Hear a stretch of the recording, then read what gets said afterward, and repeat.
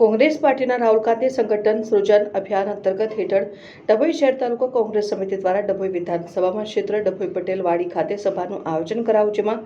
વિવિધ કોંગ્રેસના આગેવાનો દ્વારા કાર્યક્રમને માર્ગદર્શન આપીને સંગઠનને લગતા પ્રશ્નોનું નિરાકરણ લાવવા અને સંગઠન મજબૂત બનાવવા જણાવ્યું હતું। કોંગ્રેસ પાર્ટી દ્વારા પાયલોટ પ્રોજેક્ટ ગુજરાતમાંથી શરૂઆત કરવામાં આવી હતી, જેમાં ડભોઈ પટેલવાડી ખાતે રાજસ્થાન ઇન્દ્રની રાજનગરના સાંસદ અને વડોદરા જિલ્લાના એઆઈસીસી સંગઠનના પ્રભારી કુલદીપ ઇન્ડોરાજીએ પોતાના વક્તવ્યમાં જણાવ્યું કે આપણા દેશના સામાન્ય લોકો પહેલેથી મોંઘવારી, બેરોજગારી, ભૂખમરાનો સામનો કરી રહ્યા છે, ત્યારે તેઓને રાહત આપવાને બદલે ઉલટાનો ભાવ વધારો કરવામાં આવ્યો। મોંઘવારી અને બેરોજગારીને કારણે દેશમાં રોજે રોજ સેંકડો લોકો પરિવાર સાથે સામૂહિક આત્મહત્યા કરી રહ્યા છે, ત્યારે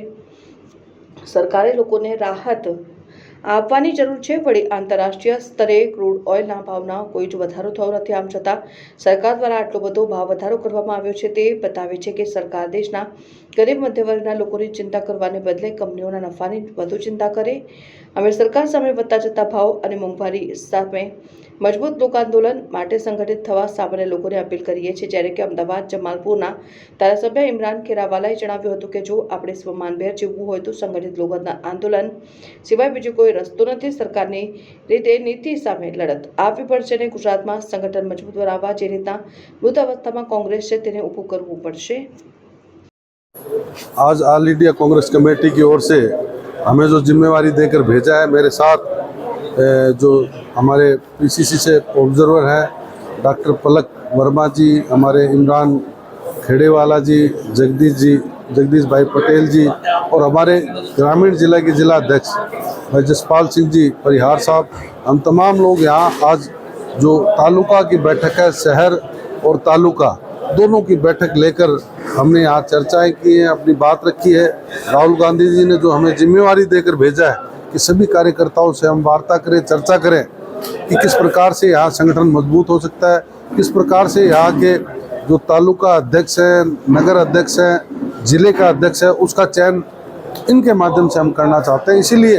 हम ज़मीनी स्तर पर आकर व्यक्तिगत रूप से सभी लोगों से, सभी पदाधिकारी, यहाँ के जो वरिष्ठ नेता हैं, यहाँ के निर्वाचित जो सदस्य हैं, उन सब से वार्ता करके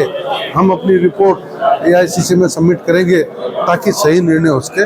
इसीलिए आज ये बैठक रखी गई जिसमें हम लोग शामिल हुए। संगठन सृजन अभियान हेठळ डभोई तालुकाना वरिष्ठ कार्यकर्ताओं, होद्देदारों ने મળવા માટેનો એક કાર્યક્રમ આજે આયોજિત કરવામાં આવ્યો હતો। ખૂબ વિશાળ સંખ્યામાં ડભોઈ તાલુકાના તમામ મહત્વના આગેવાનો અને કાર્યકર્તાઓ આજે ઉપસ્થિત રહ્યા હતા અને આવનારા દિવસોમાં સંગઠનને કઈ દિશા આપવાની એ માટેના અભિપ્રાય લેવા માટેની કામગીરી જે પ્રદેશમાંથી અને રાષ્ટ્રમાંથી જે નિરીક્ષકો આવ્યા છે એમની ઉપસ્થિતિમાં આજે થનાર છે અને હવે કાર્યકર્તાઓની અપેક્ષાઓ શું છે અને કાર્યકર્તાઓની ઈચ્છા શું છે એને ધ્યાનમાં લઈ અને કોંગ્રેસ પાર્ટી આવનારા દિવસોમાં સંગઠનના નિર્ણયો કરવાની છે।